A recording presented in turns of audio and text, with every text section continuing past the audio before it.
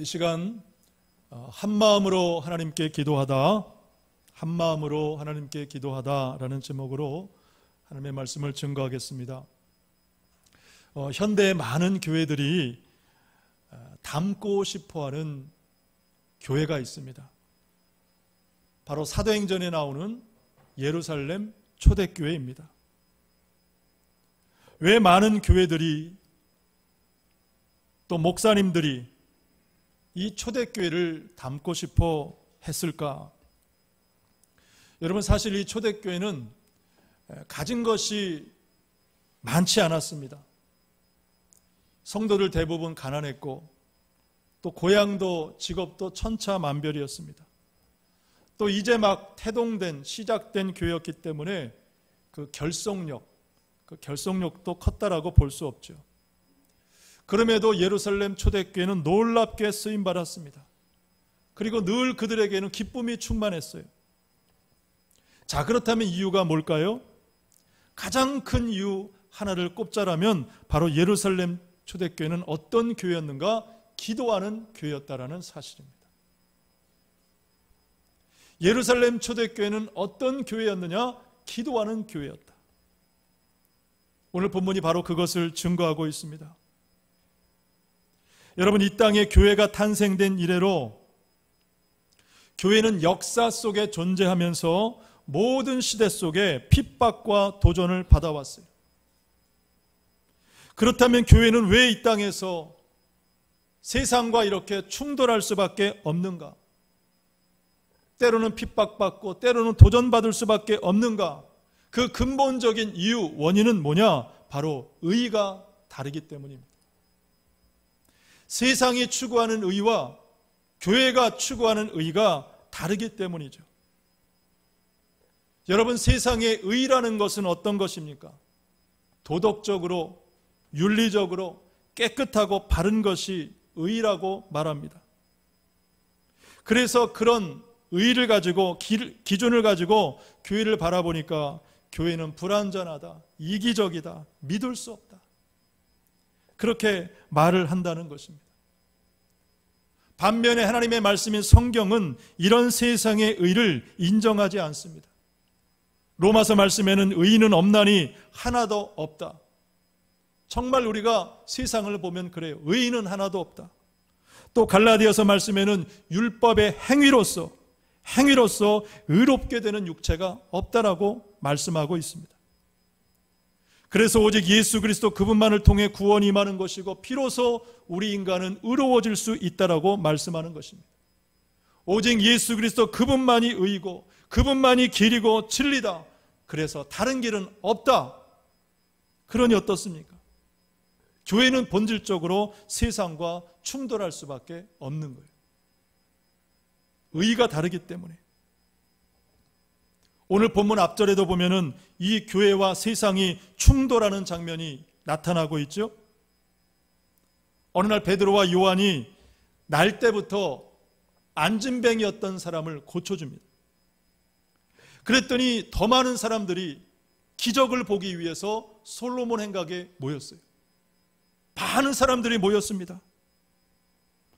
사도들은 이 기회를 놓치지 않았습니다. 예수 그리스도의 죽음과 부활을 선포했어요. 자, 여러분, 이 상황을 한번 생각해 보세요. 믿지 않는 세상의 불신자들, 더구나 유대인들에게 예수가 그리스도다라는 말씀을 전한다라는 사실, 세상과의 충돌이죠. 그래서 결국 이 일로 말미암아서 사도들이 감옥에 갇히게 됐어요. 그리고 다음 날 재판을 받는데, 그때 베드로가 이렇게 말합니다. 우리 사도행전 4장 10절 말씀을 같이 보겠습니다. 4장 10절 시작. 너희와 모든 이스라엘 백성들은 알라. 너희가 십자가에 못 박고 하나님이 죽은 자 가운데서 살리신 나사렛 예수 그리스도의 이름으로 이 사람이 건강하게 되어 너희 앞에 섰느니라 그랬습니다. 자, 여기 보면 사도들이 뭐라고 얘기하냐면 예수 그리스도의 이름으로 이 사람이 건강하게 되어 너희 앞에 섰다라고 지금 말하고 있어요. 자, 여러분, 이것이 세상과의 충돌이죠. 여러분, 세상의 의라는 것은 뭐예요? 세상의 의술로, 세상 의사가 고치고 치유하는 것인데 지금 사도들은 뭐라고 했니? 예수의 이름으로 치유됐다고 지금 얘기를 하고 있습니다. 다시 말하면 교회의 의와 세상의 의가 충돌했는데 누구의 의가 이긴 것입니까? 교회의 의가 이긴 것이죠. 그리고 베드로가 이 사실을 너무나 자신 있게 확신하게 말하니까 재판장들의 반응이 뭐냐? 그 뒤에 보면 14절 말씀해 보니까 비난할 말이 없다. 왜냐하면 너무 확신 있게 말하거든요. 비난할 말이 없다. 그리고 16절에 보니까 부인할 수 없었다 라고 말씀을 하고 있습니다. 그래서 그들이 기껏 찾은 방법이 뭐냐? 석방해 주면서 18절에 이렇게 말해요. 예수의 이름으로 말하지도 말고 가르치지도 말라. 자, 그렇다면 이 이야기가 거기서 끝났느냐? 아니에요. 그럼에도 불구하고 베드로가 다시 어떻게 행동하느냐? 그 다음 4장 20절 말씀해 보니까 우리가 보고 들은 것을 말하지 않을 수 없다. 풀어줬지만 베드로는 다시 한번 강하게 세상 앞에 얘기해요. 우리가 보고 들은 것을 말하지 않을 수 없다. 세상의 도전 앞에 당당하게 맞섰다라는 사실입니다. 여러분, 그렇습니다. 교회는 세상 속에 있는 한 충돌할 수밖에 없습니다. 도전받을 수밖에 없습니다. 핍박받을 수도 있습니다. 조롱당할 수도 있어요. 왜냐하면 추구하는 의가 다르기 때문에. 그러므로 오늘 우리는 이런 세상의 도전 앞에 어떻게 할 것인가? 외면하고 피하고 도망갈 것이냐? 부인할 것이냐? 아니죠. 적어도 우리 안에 예수 그리스도가 계시다면, 그 믿음이 있다라면 우리도 바울처럼 담대히 우리의 신앙 고백을 말할 수 있어야 한다라는 사실입니다. 자, 그렇다면 여러분, 이런 담대한 세상의 도전 앞에 굴복하지 않고 담대한 이 신앙은 도대체 어디로부터 오느냐? 바로 기도로부터 오는 것입니다. 여러분, 기도할 때 하나님께서 우리에게 담대함을 주시는 줄로 믿습니다. 그래서 오늘 본문 말씀은 왜 우리가 기도해야 되느냐, 왜 특별히 한 마음으로 하나님 앞에 기도해야 하는가를 말씀해 주지요. 첫째로 우리는 한 마음으로 하나님 앞에 기도할 때 영적 결속을 다질 수 있습니다. 왜 우리는 한 마음으로 기도를 해야 되느냐? 그럴 때 우리가 영적 결속을 다질 수 있어요. 본문 23절과 24절 말씀을 한 번 더 보겠습니다. 23절, 24절 시작. 사도들이 노임에 그 동료에게 가서 제사장들과 장로들의 말을 다 알리니 그들이 듣고 한 마음으로 하나님께 소리를 높여 이르되 대주제여 천지와 바다와 그 가운데 만물을 지은 이시요 그랬습니다. 여러분, 베드로와 요한이 복음을 전하다가 감옥에 갇혔습니다. 그리고 풀려진 다음에 가장 먼저 달려간 곳이 어디냐? 교회로 달려갔어요. 자, 교회로 달려갔다라는 것은 무엇을 의미할까요? 영적 결속력이 있었다. 영적 결속력이 있었다. 여러분, 베드로와 요한은 감옥에서 풀려나자마자 가장 먼저 가족에게 달려갔을 수도 있어요. 아니면 친구들에게 달려갈 수도 있었습니다. 그러나 베드로와 요한은 가장 먼저 어디로 달려갔냐? 교회로 달려갔어요. 교회로. 왜요? 영적 결속력이 있었기 때문에. 여러분, 오늘 저와 여러분도 우리 교회를 향한, 우리 공동체를 향한 이런 여러분 영적 결속이 있으시기를 축복합니다. 그래서 우리는 문제가 있으면 달려와 기도하고 좋은 일이든 굳은 일이든 함께 나누고 또 우리 함께 기도하는 여러분 그런 교회가 되기를 주의 이름으로 축복합니다. 지난번에 제가 이제 그런 말씀을 한번 드렸어요. 우리가 주일에 이처럼 예배당에 와서 모일 수 없으니까 그러면 평일에도 오셔서 교회 뜰이라도 밟고 기도하고 가십시오. 그 말씀을 제가 몇 차례 드렸더니 정말 그걸 실천하신 분들이 계시더라고요. 목사님, 제 아들이 교회 주일에 올 수 없어서 퇴근하다가 교회 들려서 뜰 밟고 그렇게 하고 갔습니다. 여러분, 영적 결속이라는 것은 다른 것이 아닙니다. 그런 것입니다. 항상 이 끈을 놓지 않는 것. 끈을 놓지 않는 것. 여러분, 왜 다니엘이 예루살렘을 향해서 창문을 열고 기도했습니까? 그냥 혼자 조용히 기도하면 되는데 왜 하필이면 예루살렘을 향하여 하나님 앞에 기도했을까?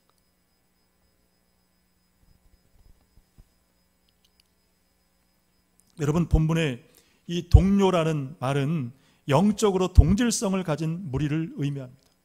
동질성을 가졌다. 그래서 우리가 교회라고 얘기할 수도 있는 거죠. 교회. 왜냐하면 여러분, 베드로와 요한이 이 동료들을 만나서 한 일이 뭐냐? 한 마음으로 하나님께 소리 높여 기도했다라고 말씀을 하고 있습니다. 여러분, 만약에 베드로와 요한이 혹은 우리가 세상 친구들을 만났다면 어땠을까요? 술 한잔 하면서 자기 고충 말하고 내가 이렇게 고생했다 말하고 세상 푸념했을 것입니다. 그런데 예루살렘 교회는 영적 동지였기 때문에 한 마음으로 하나님 앞에 기도했습니다. 여러분, 이것이 예루살렘 초대교회 성도들의 강점이었습니다. 서로 만나 기도하고 축복하고 세상의 문제와 도전 앞에 함께 영적 결속을 이루는 공동체. 여러분, 이것이 지금 이 시대 우리 교회를 향한 우리를 하나 되게 하신 하나님의 뜻인 줄로 믿습니다. 여러분, 지금 사도들을 보십시오. 교회 박해가 시작되었을 때 그들은 자신들의 어떤 안이나 자신들의 목숨을 부지하겠다고 도망가지 않았습니다. 사도들만 그런 것이 아니라 여러분, 사도들을 지금 반겨주고 있는 사람들이 누구예요? 교회 성도들이었어요. 교회가 핍박받을 때, 세상 지탄받을 때, 조롱당할 때, 사도들이 감옥에 갇혔을 때 그들은 흩어지지 않고 교회에서 하나가 되어 하나님 앞에 기도하고 있었습니다. 여러분, 성도는 그런 것입니다. 교회가 어려울 때, 핍박받고 위기일 때 더 하나 되기를 힘쓰는 것이 여러분 성도인 줄로 믿습니다. 어떤 책에 보니까 이런 이야기가 소개되어 있습니다. 어떤 분의 간증 이야기인데 한 여집사님이 자기가 다니는 교회에 불만이 참 많았던 것 같아요. 그래서 성도들의 사랑이 없다, 메말랐다, 또 목사님의 설교가 시원찮다, 그렇게 이제 비난을 했어요. 그러던 어느 날 집사님이 자신을 돌아보게 된 거예요. 내가 예전에는 이러지 않았는데 왜 요즘 들어 더욱 이렇게 불만과 비판만 할까? 그런 자신을 돌아보게 된 것입니다. 그래서 내가 왜 이렇게 변했을까? 이유를 곰곰이 생각해 보니까 그 주변에 만나는 사람들에게 있었다. 평소에 자주 만나는 사람, 대화하는 사람들, 그들이 어떤 좋은 모습을 얘기하기보다는 자기 불만을 말하고 그런 말을 듣다 보니까 자기도 모르게 그렇게 변해가고 있다는 것을 이제 깨닫게 된 것이죠. 여러분, 교회는 다양한 사람들이 모이다 보니까 문제가 있을 수 있고요. 미흡하고 부족하고 미처 챙기지 못하는 부분이 있을 수 있습니다. 자, 중요한 것은 그런 것이 보일 때 어떻게 할 것인가? 더 이해하려고 하고 노력하고 더 포용하고 함께 기도로 풀어가는 것이 여러분 교회인 것입니다. 여러분, 모든 상황은 시간이 지나면 다 하나님이 풀어가세요. 다 하나님께서 상황을 정리해 가시는 것입니다. 여러분, 그러므로 교회가 어려울 때 더 하나 되어 기도하기를 힘쓰시기를 바랍니다. 자, 여러분, 왜 우리는 영적 결속을 이루어야 될까? 그럴 때 우리는 비로소 하나님을 소리 높여 부를 수 있기 때문입니다. 우리는 하나 됐을 때, 영적 결속을 이뤘을 때 비로소 하나님 앞에 부르짖어 기도할 수 있고 한 목소리로 하나님을 찬양할 수 있는 거예요. 오늘 본문이 그것을 말하죠. 한 마음으로 하나님께 소리를 높여 이르되, 영적으로 하나가 되니까 비로소 소리 높여 기도할 수 있었습니다. 여러분, 기도해 보셨죠? 혼자 기도하면 얼마나 힘든가? 물론 하나님 앞에 홀로 기도하는 것, 찬송하는 것 의미가 있고 또 중요합니다. 그러나 한 마음으로 함께 하나님 앞에 기도하면 더 힘이 나고요, 지치지 않고요, 그 소리가 더 빨리 더 신속히 하나님께 상달이 되는 것입니다. 그래서 예수님도 말씀하셨어요. 두세 사람이 땅에서 합심하여 무엇이든지 구하면 하늘에 하나님께서 들으시고 이루신다라고 말씀을 하신 것입니다. 한 사람의 기도가 무시하신다라는 그런 말씀이 아닙니다. 한 사람보다 두 사람, 두 사람보다 세 사람 더 많이 기도할 수 있다라면 그 기도의 능력이 더 빨리, 더 확실하게 응답된다라는 그런 주님의 말씀이죠. 또 우리가 함께 기도할 때에 지치지 않습니다. 서로 격려할 수 있고 더 인내할 수 있다라는 사실입니다. 여러분, 그러므로 이 어려울 때에 교회가 정말 하나 되기를 원한다면, 정말 가족 같은 공동체가 되기를 원한다면, 그렇다면 여러분 기도하십시오. 기도의 자리에 나오십시오. 서로 기도하고 또 기도를 부탁하십시오. 기도 부탁하는 거 어려운 일 아니잖아요. 네? 기도 부탁하세요. 여러분, 영적 결속은 그렇게 이루어지는 것입니다. 특별히 요즘처럼 이렇게 총체적인 위기, 어디 한 군데도 편할 곳이 없죠. 나라도, 교회도, 세상도, 삶도, 직장도, 가정도 점점 메말라가요. 여러분, 이런 총체적인 위기일 때 우리는 더욱 한 마음으로 기도하며 이겨내야 됩니다. 성도들의 생명을 위해서, 안위를 위해서, 그분들의 신앙을 위해서, 자녀들을 위해서, 그리고 이 시대와 교회들을 위해 우리는 한 마음으로 하나님 앞에 기도해야 하는 것입니다. 감사한 것은 요즘 새벽기도 어렵지만 꾸준히 하시는 분들이 많아지고 있고요. 또 제가 거의 매일 새벽 영상을 통해서 오늘은 몇 분이나 접속하셨나 이렇게 보면은 적게는 한 20명, 많게는 27명까지 이렇게 접속하시는 분들을 제가 확인하고 있습니다. 어쨌든 위기를 통해서 여러분 더 우리가 하나님 앞에 예배하고 기도한다는 것 너무너무 중요한 일이고 감사한 일입니다. 여러분, 아무쪼록 더 기도함으로 영적 결속을 다지는 우리 하늘과 땅에 있는 공동체가 되기를 주님의 이름으로 축복합니다. 두 번째, 우리는 담대함과 능력을 주시도록 하나님 앞에 기도해야 합니다. 본문 29절 말씀을 보니까 주여 이제도 그들의 위협함을 굽어 보시옵고 또 종들로 하여금 담대히 하나님의 말씀을 전하게 하여 주시오며 그랬습니다. 여러분, 무엇을 알게 됩니까? 여러분, 예루살렘 이 초대교회는 여전히 세상의 위협 앞에 있었습니다. 그래서 하나님 굽어 보시옵소서, 하나님 굽어 보시옵소서, 그리고 종들로 하여금 담대히 하나님의 말씀을 전하게 하옵소서. 더 어렵고 더 두려운 순간이 다가오고 있었습니다. 여러분, 그렇습니다. 우리는 우리 앞에 다가오는 우리를 두렵게 하는 문제 상황, 세상 앞에 담대함을 주시도록 하나님 앞에 기도해야 하는 줄로 믿습니다. 근데 반대로 우리는 두려운 상황을 맞게 되면 하나님 앞에 어떻게 기도합니까? 하나님, 제발 이 문제에서 벗어나게 해주세요. 하나님, 피하게 해주세요. 그런 기도를 하죠. 그렇게 기도하면서 여전히 우리는 불안과 걱정과 근심 가운데서 벗어나지를 못합니다. 여러분, 기도는 그런 것이 아닙니다. 하나님, 나로 하여금 담대하게 해주세요. 하나님, 담대하게 해주셔서 이 상황을 하나님 이기게 해달라고 기도해야 하는 것입니다. 다시 말해, 두려운 상황 앞에 피하고 도망하고 외면하는 기도가 아니라 뚫고 나아가는 담대한 기도를 여러분 하나님 앞에 해야 되는 것입니다. 여러분, 이 사도들의 기도에는 몇 가지 중요한 신앙 원리가 담겨져 있습니다. 먼저 여러분, 사도들은 자신들을 누구라고 얘기합니까? 하나님의 종이라고 얘기를 하고 있어요. 하나님의 종. 그렇습니다. 나는 하나님의 종이기 때문에, 하나님의 종이기 때문에 하나님께서 반드시 지키시고 보호하실 것이다. 이것을 확신하고 있었습니다. 그래서 그들이 구한 것도 한 가지였죠. 다른 것이 아닙니다. 담대히 하나님의 말씀을 전하게 해달라고 자신들의 사명을 위해 기도했습니다.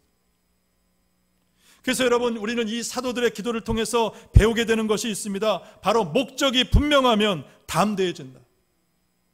목적이 분명하면 담대해진다. 사도 바울이 그랬죠. 여러분, 바울은 예수님 만나고 예수님 전하면서 수많은 여러분 고통, 고난, 핍박, 수많은 매를 맞았어요. 그래서 바울이 뭐라고 그랬어요? 내 몸에 예수의 흔적을 가졌다 그랬어요. 내 몸에 예수의 흔적을 가졌다. 그럼에도 불구하고, 흔적이 있음에도 불구하고 그리스도의 남은 고난을 그의 몸된 교회를 위하여 내 육체에 채운다. 그리스도의 남은 고난을 그분의 교회를 위해서 내 몸에 채운다. 더 내가 고난 받겠다. 더 고난 받겠다. 무엇을 하게 됩니까? 바울의 기도가 확실했던 것처럼 바울은 그의 삶도 삼원도 확고하고 확실했다라는 사실입니다. 저와 여러분, 우리가 지금 당하는 이 고난을 통해서 하나님 앞에 더 확고한 신앙이 되시기를 주님의 이름으로 축복합니다. 왜냐하면 여러분, 예수님이 산상보훈을 말씀하실 때 의를 위하여 핍박받는 자가 복이 있다 그랬어요. 의를 위하여 핍박받는 자가 복이 있다. 자, 이 말씀을 그대로 해석하면 뭐냐? 의를 위해 핍박받을 때마다, 주님 위에, 교회 위에 고난받을 때마다 하늘의 복이 더해진다라는 그런 말씀이에요. 하나님 위해서, 교회 위해서 핍박받을 때마다 하늘의 상급이 더 커진다, 늘어난다. 여러분, 우리는 바울처럼 예수님처럼 정말 살지는 못해도 정말 그러나 예수를 믿음으로 믿기 때문에 예수의 흔적은 있어야 되지 않겠습니까?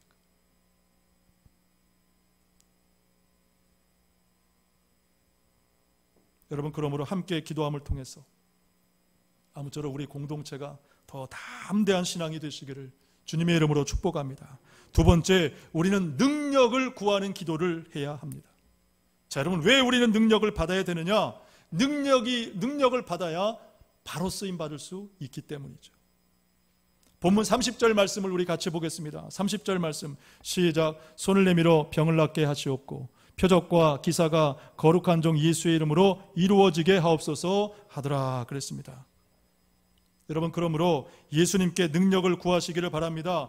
더 큰 믿음의 능력을 구하시기를 바랍니다. 사업의 능력도 구하시기를 바랍니다. 전도의 능력도 구하십시오. 사랑의 능력도 구하십시오. 세계적인 인물이 돼서 하나님 앞에 크게 쓰임받도록 여러분 능력을 구하시기를 바랍니다. 구한 대로 능력받고 쓰임 받으실 줄로 믿습니다. 에베소서 3장 20절 말씀을 우리 같이 보겠습니다. 에베소서 3장 20절 같이 봅니다. 시작. 우리 가운데서 역사하시는 능력대로 우리가 구하거나 생각하는 모든 것에 더 넘치도록 능히 하실 이에게. 아멘. 자, 여러분, 이 말씀은 우리가 하나님께 구하는 것보다 더 큰 것을 지금 예비하고 계신다. 여러분, 이 믿음을 확신하고 기도하시기를 바랍니다. 여러분, 우리가 기도할 때도 하나님 이렇게 약속하셨잖아요. 약속대로 해주세요. 여러분, 이렇게 기도하십시오. 여러분, 하나님은 우리가 구한 것 이상으로 넘치도록 채우기를 기뻐하시는 하나님이라는 사실을 기억하시기를 바랍니다. 우리가 교회 사명도 마찬가지입니다. 이사야 59장 1절 말씀해 보니까 여호와의 손이 짧아 구원치 못하심도 아니요 귀가 둔하여 듣다도 아니라 그랬습니다. 다시 말해, 우리가 받지 못하는 것은, 더 크게 쓰임받지 못하는 것은 단지 구하지 않았기 때문이라는 그런 말씀이에요. 그렇다면 우리가 하나님의 능력을 구해야 되지 않겠습니까? 여러분, 그러므로 능력을 넘치도록 하실 하나님 앞에 구하시기를 바랍니다. 물질도 구하십시오. 건강도 구하십시오. 사명도 구하십시오. 교회 부흥도 하나님께 구하시기를 바랍니다. 특별히 우리는 예수의 이름으로 능력을 구해야 된다. 지금 본문이 말씀하고 있어요. 예수의 이름으로 능력을 구하라. 골로새서 2장 10절 말씀해 보니까 예수 그리스도는 모든 정사와 권세의 머리다 그랬어요. 예수님은 머리다. 또 예수님 당신도 마태복음 28장 18절을 통해서 하늘과 땅의 모든 권세를 내게 주셨다. 모든 권세가 예수님께 있다. 그러므로 우리는 예수의 이름으로 구할 때 그분의 능력이 저와 여러분에게, 가정과 또한 교회에 임하는 줄로 믿습니다. 여러분, 바울이 예수님 만나고, 극적으로 만나고 예수님과 동행하는 삶을 살면서 깨달은 것이 하나 있었어요. 그게 뭐냐? 예수님은, 예수 그리스도는 누구냐? 비밀이다. 예수 그리스도는 비밀이라는 것을 깨달았어요. 여러분, 비밀이라는 것은 어떤 거예요? 네? 그 안에 어떤 것이 있는지, 얼마나 값진 것이 있는지, 얼마만큼 있는지 알 수 없는 것이 비밀이에요. 그래서 바울이 뭐라고 얘기했습니까? 예수님의 깊이와 넓이와 높이를 깨달으라 그랬어요. 왜냐하면 예수의 이름의 능력에는 무한하다, 끝이 없다. 여러분, 그러므로 이 예수님의 이름으로 여러분 구하시기를 바랍니다. 기도하시기를 바랍니다. 본문 31절이 그것을 말씀하고 있습니다. 이제 31절 말씀 보고 마치도록 하겠습니다. 31절 같이 봅니다. 시작. 빌기를 다음에 모인 곳이 진동하더니 무리가 다 성령이 충만하여 담대히 하나님의 말씀을 전하니라. 아멘. 자, 빌기를 다했다 그랬습니다. 그랬더니 모인 곳이 진동했고 무리가 다 성령이 충만했다 그랬습니다. 자, 먼저 예수의 이름으로 빌기를 다하니까 가장 먼저 나타나는 현상이 뭐냐면 땅이 진동했다. 땅이 진동했다는 능력이 임했다는 것이죠. 여러분, 땅이 진동했다는 이 의미가 뭐냐? 여러분, 땅은 바로 사단의 영역입니다. 땅은 사단의 영역. 그래서 땅이 진동했다는 것은 사단의 권세가 깨어졌다는 것을 의미하는 것입니다. 뿐만 아니라 우리가 다 성령이 충만해졌다 그랬죠. 여러분, 사단이 물러가니까 성령이 충만한 것은 당연한 것이죠. 사단이 물러가니까 성령으로 충만한 것은 당연한 결과예요. 그러므로 여러분, 이런 놀라운 역사가 우리 교회 안에 이 나라 이민족 가운데 임하기를 우리는 소원하고 기도해야 하는 줄로 믿습니다. 또 여러분, 예수의 이름으로 기도하니까 우리 안에 있는 악한 권세, 어둠의 영, 사단의 권세도 여러분 쫓겨날 줄로 믿습니다. 특별히 여러분 본문 31절을 다시 보면 단지 기도했다라고 말치 않고 정확히 말하면 빌기를 다했다 그랬어요. 빌기를 다했다. 그러니까 최선을 다한 기도, 최선을 다한 기도, 그리고 충분한 기도의 양을 말하기도 합니다. 여러분, 우리가 기도하면, 우리가 지난번에도 말씀했다시피 기도하면, 기도하기를 시작하면 이미 하나님은 응답해 주시는 거예요. 다만 문제는 뭐냐? 우리가 기도하다가 중단하는 거예요. 기도하다가 중단하는 것입니다. 여러분, 기도하기를 쉬지 마시기를 바랍니다. 우리가 코로나로 인해서 어려운 상황임에도 불구하고 새벽기도 중단할까 생각을 해봤어요. 많은 고민했어요. 그러나 그래도 기도하자. 기도합시다. 또 기도를 다하니까 어떻게 됩니까? 본문 마지막 부분에 보니까 담대히 하나님의 말씀을 증거했다 그랬어요. 기도를 계속하니까 하나님께서 능력을 주신 것인데 담대하게 하나님의 주시는 사명을 감당할 그 열정을 허락하여 주신 것입니다. 자, 여러분, 더 무엇을 말하겠습니까? 함께 기도하는 교회, 담대한 교회, 이 시대에 가장 본이 된 필요한 교회죠. 생명력 있는 교회이고 하나님이 기뻐하시는 교회이고 하나님이 사용하시는 교회이고 또한 하나님이 영광 받으시는 여러분 교회인 줄로 믿습니다. 아무쪼록 여러분, 이런 놀라운 역사가 우리 하늘과 땅에 있는 교회를 통해서 저와 여러분 한 분 한 분을 통해서 계속해서 나타나기를 주의 이름으로 간절히 축복하고 축원합니다.